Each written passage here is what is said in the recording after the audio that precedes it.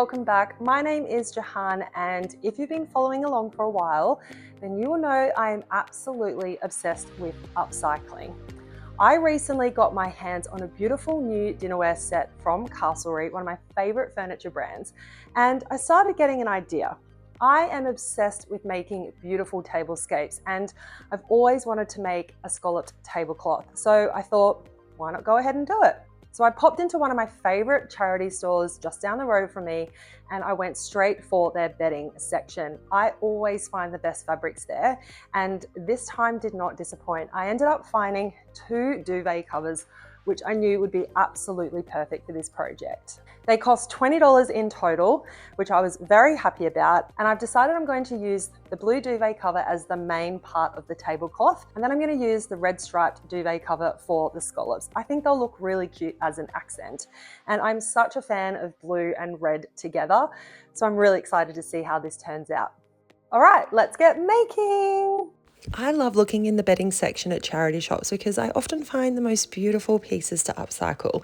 If you've ever need fabric for a project, make sure you check out your local charity shop because buying secondhand bedding is way more affordable than buying fabric brand new, plus it's more sustainable. When I got home, I cut the striped fabric from the duvet cover and cut 4 pieces lengthways with the width of around 40 centimeters. I folded the fabric over, making sure the underside was facing up. Then I grabbed a vase to draw the scallops onto the fabric using a fabric pencil. I repeated this step for the remaining 3 pieces of fabric. I've included a link to a free template in the description which you can download and print so you can use the same size scallop. I kept having issues with my fabric pencil breaking, so I ended up having to use some old fabric chalk, and after that I ended up using a pencil. I wouldn't normally do that, but in this instance I didn't really have a choice and I knew it wouldn't be visible after sewing. Then it was time to sew the scallops. Sewing curves like this is fairly simple, but if you're new to this technique, I recommend practicing a few times on a spare piece of fabric to get the hang of it. I used a straight stitch and started at one end of a scallop and stitched around until I reached the other end. Then I lifted the presser foot, moved the fabric around so I could start stitching the next scallop. I found it helpful to lower the needle in position first before placing the presser foot back down. My best tip is to take your time and use a slower stitching speed. You'll need to rotate and move the fabric as you stitch along the scallop line, and I recommend looking at the side of the presser foot during sewing and not the needle.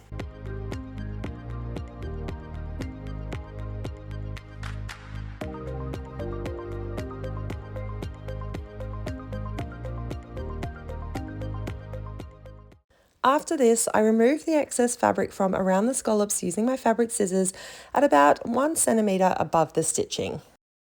And then I turned the scallops inside out.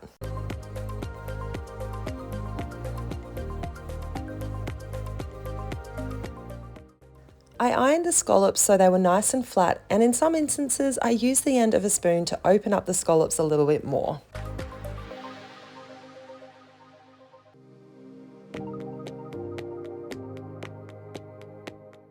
Following this, I folded the excess fabric over the scallops, making sure to leave at least 2.5 centimeters for sewing allowance. Then I cut the excess fabric off.